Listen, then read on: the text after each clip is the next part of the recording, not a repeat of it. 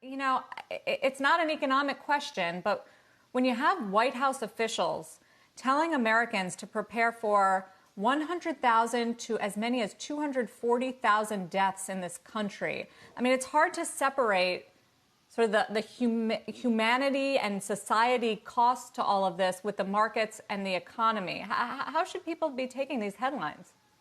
It really is tough. I think, thinking about these numbers, we know that the 100 to 200,000 or 100,000 alone is more than all the wars since Vietnam and the casualties we lost personally as a country since then alone over decades. And we're talking about losing that many people in months. It's truly heartbreaking. And we've seen the decimation to the economy also be equally swift and heartbreaking. And that's what we're trying to come to terms with right now, knowing that tomorrow's jobless claims are likely to top 9 million. These kind of numbers never even popped into our radar screen ever. There's no precedence for understanding and framing this, but it is important to still try to stand on the fault line we're standing on and try to see not only what we're going through, but how do we get to the other side? When we get to the other side, how much of a rebound in economic growth can we expect? I think it's an impossible task, Meghan. I mean, we just don't know. It is unprecedented, and we don't know what it's going to look like. So how do you craft an investment strategy? Well, diversification is the biggest point there because we are in uncharted territory, and we can look at historical drawdowns. We can look at historical analogs for different parts of this crisis, but there really is no precedent for it. And when we think about our portfolio, we are taking a 9 to 12 month outlook. We do think stocks will be higher over the next 9 to 12 months, but we think there could be some further pain in the meantime. So what that means is building a portfolio that is diversified, as I said, also has exposure to different types of environment. So we are still constructive on more growth-oriented type of stocks, but we don't want to be totally out of value because that is probably going to see a nice, very strong bounce when we do get to that bottom. So it's about protecting your portfolio, making sure that you do not get too defensive because some of the biggest gains that we're likely to see over the next year will probably come in the first few days of the bottoming. We just don't think we're at the bottom yet. Clarity on the labor statistics we're going to get this week on Twitter yesterday. ADP today, we're starting to get really granular about when the surveys were, what they reflect in terms of high frequency data. How sensitive to the market is it? Is the market to those numbers right now and going into Jobs Friday? Oh, for me, the issue is, the numbers on Friday are less important than the numbers we get tomorrow, and that is the unemployment insurance claims that will go up close to 10 million.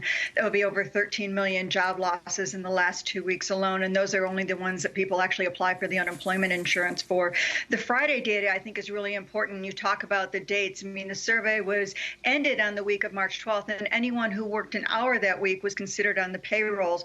And so whatever number we see, I'm looking for a little more than 100,000 down, but even those numbers are just guesstimates at this point in time because the losses that we experienced, which the ADP survey did show in the small business sector, are really reflected in what they assume about birth and death rates of new firms. And this is something that we've actually asked the Bureau of Labor Statistics about, and they're weighing whether or not to change their methodology and reestimate that either this month or next month, and it will be laid out in the report if they did. I went to former BLS Commissioner Erica Grosjean to ask her what the chances of that happening are. And the way they responded to us, there's a chance they could change that, that the number of firms, particularly birth rates, go down when, I hate to use these names, this kind of verbiage when we're in such a crisis, but it is how they refer to it. Particularly the birth rates of new firms go down as everything seizes. And that's one thing that could suppress the numbers even more and get to a closer reality of what was actually going on in restaurants during that period of time. Did you just say you expect, how many millions of unemployment claims do you expect out of tomorrow's number? Did you say 7? Oh, over 9 million. Over 9 million tomorrow. Yes. I mean, how many of those do you think are furloughed? In other words, with the hope of coming back and some short-term relief here in the form of expanded uninsurance, and how many are just lost jobs? That's a great question. The actual legislation that allowed furloughed workers to apply for unemployment insurance weren't in those numbers yet.